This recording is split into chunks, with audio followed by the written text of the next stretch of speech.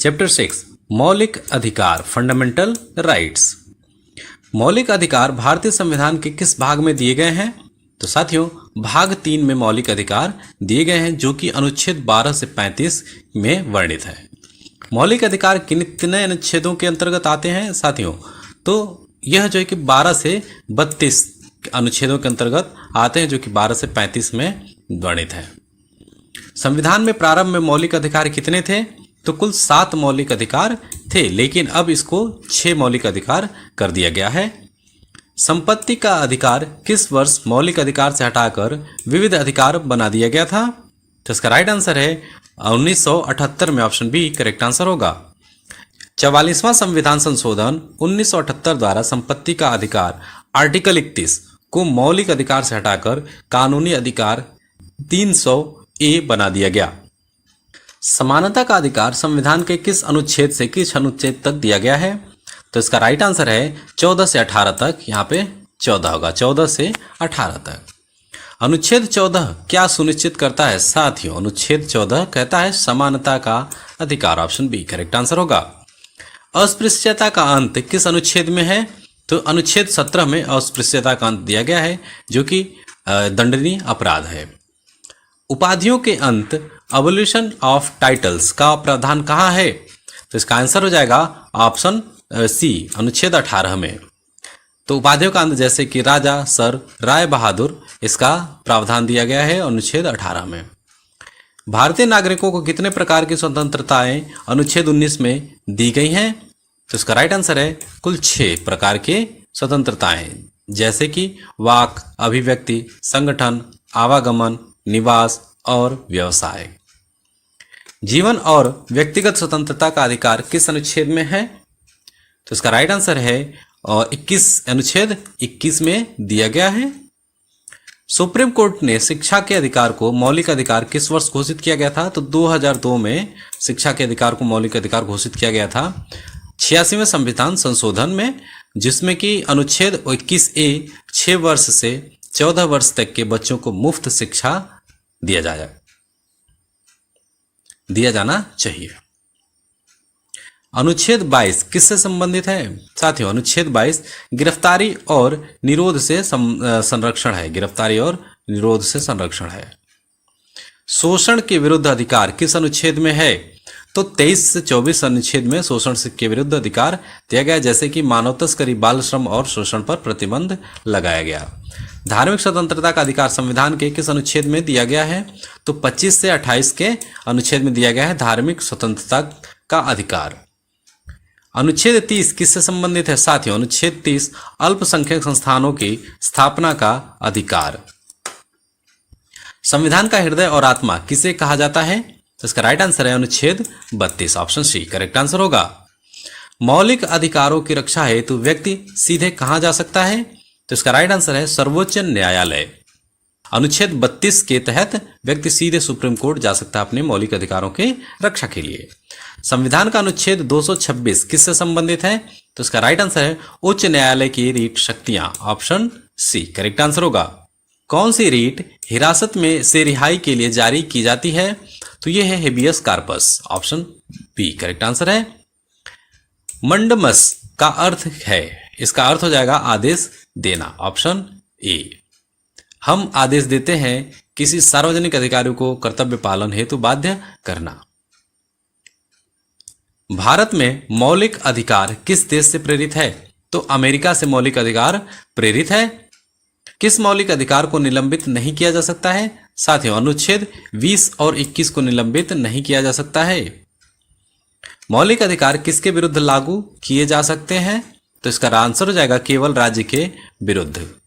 भारत में मौलिक अधिकार किस संशोधन से न्याय संगत घोषित हुए? तो इसका राइट आंसर है 44वां संविधान संशोधन जो कि 1978 में हुआ था। अनुच्छेद 13 क्या कहता है? तो अनुच्छेद 13 मौलिक अधिकारों के विरुद्ध कोई भी कानून अमान्य होगा। साथियों चैप्टर 7 है राज्य के नीति निदेशक तत्व, डीपीएसपी। राज्य नीति निदेशक तत्व किस अनुच्छेद में वर्णित है? तो इसका राइट आंसर है अनुच्छेद 36 से 51 में वर्णित है। राज्य नीति निदेशक तत्व किस भाग में आते हैं? तो तो इसका राइट आंसर हो जाएगा भाग 4 में ऑप्शन बी करेक्ट आंसर होगा। डीपीएसपी भारतीय संविधान के भाग 4 आर्टिकल 36 से 51 में आते हैं। राज्य नीति निर्देशक तत्व किस देश से लिए गए हैं? तो यह आयरलैंड से लिए गए हैं, ऑप्शन बी करेक्ट आंसर होगा। राज्य नीति निर्देशक तत्व का उद्देश्य है, तो इसका उद्देश्य हो जाता है समाज को कल्याणकारी राज्य बनाना। राज्य नीति निर्देशक तत्व किस प्रकार की प्रकृति रखते हैं? तो इसका राइट आंसर है गैर न्यायालय प्रवर्तनीय, गैर न्यायालय प्रवर्तनीय। संविधान सभा में डीपीएसपी को किस रूप में वर्णित किया गया है? तो इसका राइट आंसर है इंस्ट्रूमेंट्स ऑफ इंस्ट्रक्शंस।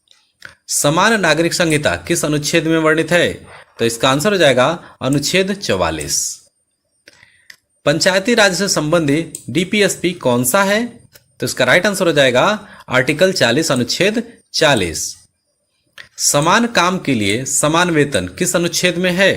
तो इसका राइट आंसर है अनुच्छेद 29 डी।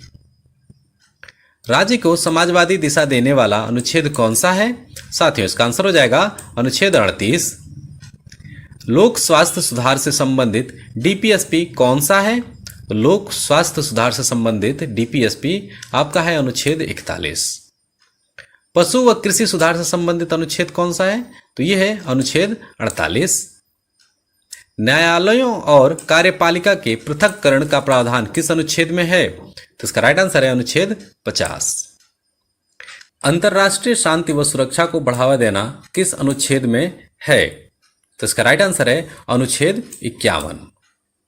संविधान में समाजवादी स्वरूप दिखाने वाले डीपीएसपी कौन से हैं? तो ये है 39 बी, 39 सी और 39 D, option A correct answer हो जाएगा। डीपीएसपी को सर्वोच्च न्यायालय ने किस शब्द से परिभाषित किया है? तो इसका आंसर है कॉन्सियंस ऑफ कॉन्स्टिट्यूशन। डीपीएसपी किस प्रकार के अधिकार हैं? साथियों डीपीएसपी पॉजिटिव ऑब्लिगेशंस के अधिकार हैं, जिसपे सकारात्मक दायित्व डालते हैं। किस पर? राज्य पर। अनुच्छेद 39A का संबंध किससे है? तो इसका आंसर हो जाएगा निःशुल्क विधिक सहायता, ऑप्शन बी। डीपीएसपी का प्रवर्तन किस प्रकार किया जा सकता है? तो इसका आंसर हो जाएगा विधानमंडल द्वारा कानून बनाकर। डीपीएसपी में संशोधन किस अनुच्छेद से किया गया है? तो इसका आंसर हो जाएगा 42वां संशोधन से लिया गया है। पर्यावरण संरक्षण का प्रावधान किस अनुच्छेद में है? तो इसका राइट आंसर है अनुच्छेद 48A। डीपीएसपी को मौलिक अधिकारों से कब टकराते समय कौन सा प्रावधान प्राथमिक है? तो इसका आंसर हो जाएगा fundamental rights, option B correct answer होगा। सुप्रीम कोर्ट ने कहा कि मौलिक अधिकार डीपीएसपी से ऊपर हैं। गांधीवादी डीपीएसपी कौन कौन से हैं? तो इसका राइट आंसर है आर्टिकल 40, 43 और 46। डीपीएसपी और फंडामेंटल राइट्स के बीच सामंजस्य की बात किस केस में हुई? तो इसका आंसर हो जाएगा Keshavananda Bharati case, option A, जो कि 1973 में हुई थी। डीपीएसपी किस प्रकार का संवैधानिक अधिकार माना जाता है? तो इसका आंसर हो जाएगा गैर न्यायिक नैतिक बाध्यता। चैप्टर 8 है राज्य कार्यपालिका, स्टेट एग्जीक्यूटिव। राज्यपाल की नियुक्ति कौन करता है साथियों? तो इसका आंसर है राष्ट्रपति। राज्यपाल की नियुक्ति राष्ट्रपति करते हैं। भारतीय संविधान के अनुच्छेद 155 के अनुसार राज्यपाल की नियुक्ति राष्ट्रपति करते हैं। राज्यपाल का कार्यकाल कितने वर्षों का होता है? तो इसका आंसर हो जाएगा 5 वर्ष का। राज्यपाल की आयु न्यूनतम कितनी होनी चाहिए? तो इसका आंसर है 35 वर्ष न्यूनतम होनी चाहिए। राज्यपाल किसे अपना त्यागपत्र देता है? तो साथियों राज्यपाल राष्ट्रपति को अपना त्यागपत्र देता है। राज्य में कार्यपालिका की शक्ति किसमें निहित होती है? तो इसका आंसर हो जाएगा राज्यपाल के पास। अनुच्छेद 154 के अनुसार राज्य की कार्यपालिका शक्ति राज्यपाल में निहित होती है। राज्यपाल की शपथ कौन दिलाता है? साथियों इसका आंसर है उच्च न्यायालय का मुख्य न्यायाधीश, ऑप्शन सी करेक्ट आंसर होगा। किस अनुच्छेद के अंतर्गत राज्यपाल की नियुक्ति की जाती है? तो राज्यपाल की नियुक्ति अनुच्छेद 155 के अंतर्गत की जाती है। राज्यपाल के पास कौन सी शक्ति नहीं होती है? इसका आंसर है न्यायपालिका की शक्ति। एक ही व्यक्ति कितने राज्यों का राज्यपाल हो सकता है? तो इसका आंसर हो जाएगा 1 से अधिक। राज्यपाल के वेतन और भत्ते किस पर निर्भर करते हैं? तो इसका आंसर हो जाएगा संसद के ऊपर निर्भर करते हैं। राज्यपाल किसे मंत्रिमंडल बनाने के लिए आमंत्रित करता है? तो इसका आंसर हो जाएगा ऑप्शन ए, मुख्यमंत्री। राज्यपाल अध्यादेश कब जारी कर सकता है? साथियों, राज्यपाल विधानसभा के अवकाश में अध्यादेश जारी कर सकता है। राज्यपाल किस प्रकार के विधेयकों को राष्ट्रपति के पास आरक्षित रख सकता है? तो इसका आंसर हो जाएगा ऑप्शन सी, संवैधानिक महत्व के विधेयक। राज्यपाल का नाम किस सूची में आता है? साथियों, राज्यपाल का नाम संघ सूची में आता है। ऑप्शन सी करेक्ट आंसर होगा। राज्यपाल किसके प्रति उत्तरदायी होता है? तो राज्यपाल राष्ट्रपति के प्रति उत्तरदायी है। ऑप्शन बी करेक्ट आंसर होगा। राज्यपाल किस अनुच्छेद के तहत क्षमादान की शक्ति रखता है? तो अनुच्छेद 161 के तहत राज्यपाल किसी भी को क्षमा या दंड परिवर्तन कर सकते हैं। राज्यपाल को हटाने का अधिकार किसके पास है? तो इसका राइट आंसर हो जाएगा राष्ट्रपति। राज्यपाल को सिर्फ राष्ट्रपति ही हटा सकते हैं। राज्यपाल विधानसभा को कब भंग कर सकता है? इसका राइट आंसर हो जाएगा अपने विवेक से। राज्यपाल कौन सी श्रेणी में आते हैं? तो वो संवैधानिक प्रमुख होते हैं। ऑप्शन ए करेक्ट आंसर है। राज्यपाल की नियुक्ति का प्रावधान संविधान में किस भाग में है? संविधान के किस भाग में है? तो भाग 6 में दिया गया है। ऑप्शन सी करेक्ट आंसर होगा। राज्यपाल का वेतन किस निधि से दिया जाता है? तो इसका आंसर है भारत की समेकित निधि से। राज्यपाल की न्यूनतम योग्यता में क्या शामिल नहीं है? तो इसका आंसर हो जाएगा संसद सदस्य होना। राज्यपाल को संसद का सदस्य नहीं होना चाहिए। राज्यपाल को शपथ दिलाने की शर्त किस अनुच्छेद में है? तो इसका आंसर है 159। ऑप्शन डी करेक्ट आंसर होगा। राज्यपाल को अध्यादेश जारी करने की शक्ति किस अनुच्छेद से प्राप्त होती है? तो इसका राइट आंसर हो जाएगा अनुच्छेद 213 से। राज्यपाल की नियुक्ति हेतु किसकी सहमति आवश्यक है? इसका आंसर हो जाएगा राष्ट्रपति की। ऑप्शन बी करेक्ट आंसर होगा। चैप्टर 9 है संसद, पार्लियामेंट। आइए पार्लियामेंट के भारतीय संसद कितने सदनों से मिलकर बनी है? तो कुल 2 सदनों से, उच्च सदन और निम्न सदन। राज्यसभा, लोकसभा। संसद का सर्वोच्च सदन कौन सा है? तो इसका राइट आंसर है राज्यसभा। संसद का निचला सदन कौन सा है? इसका आंसर हो जाएगा लोकसभा।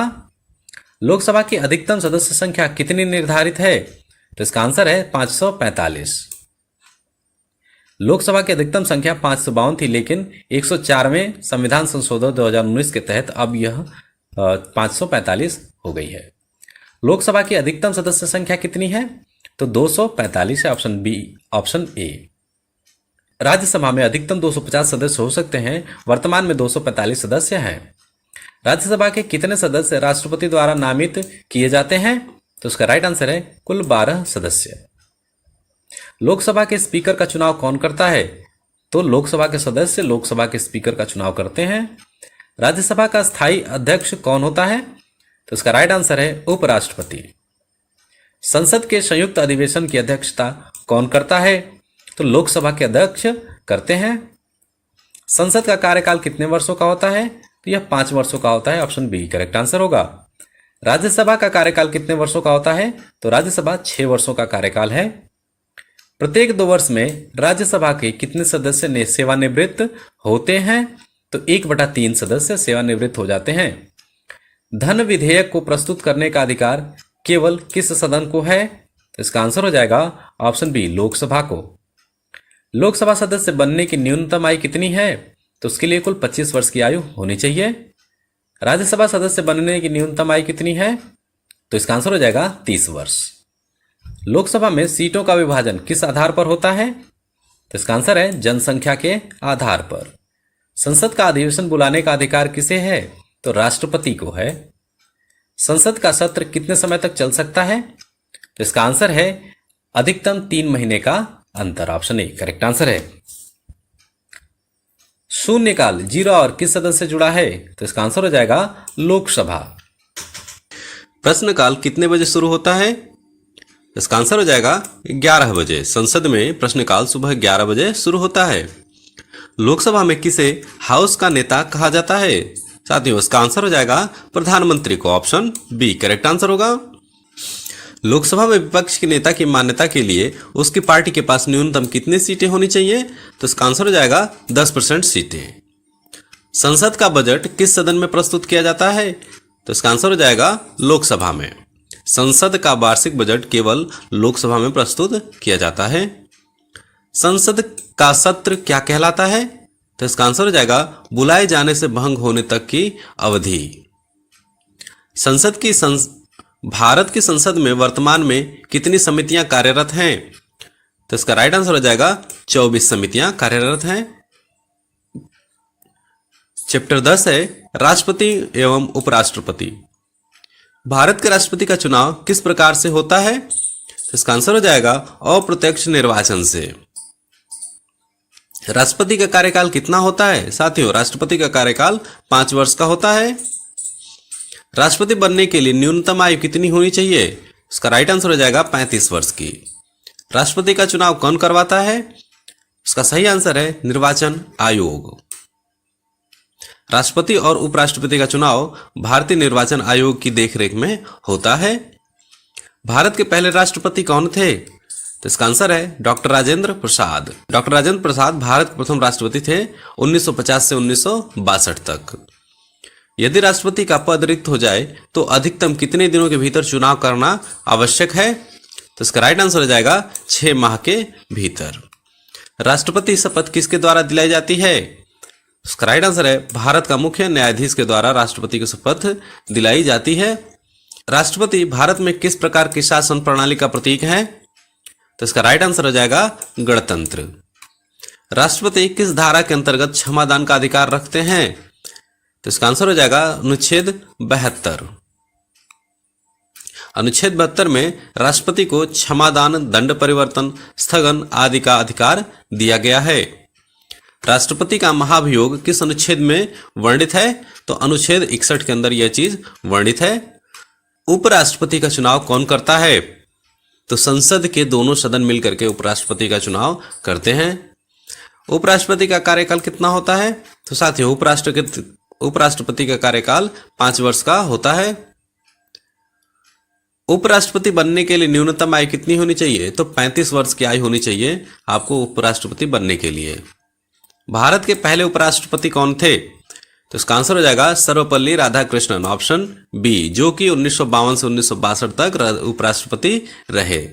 उपराष्ट्रपति शपथ किसके द्वारा दिलाई जाती है? तो इसका आंसर हो जाएगा राष्ट्रपति के द्वारा। उपराष्ट्रपति किस सदन के पदेन अध्यक्ष होते हैं?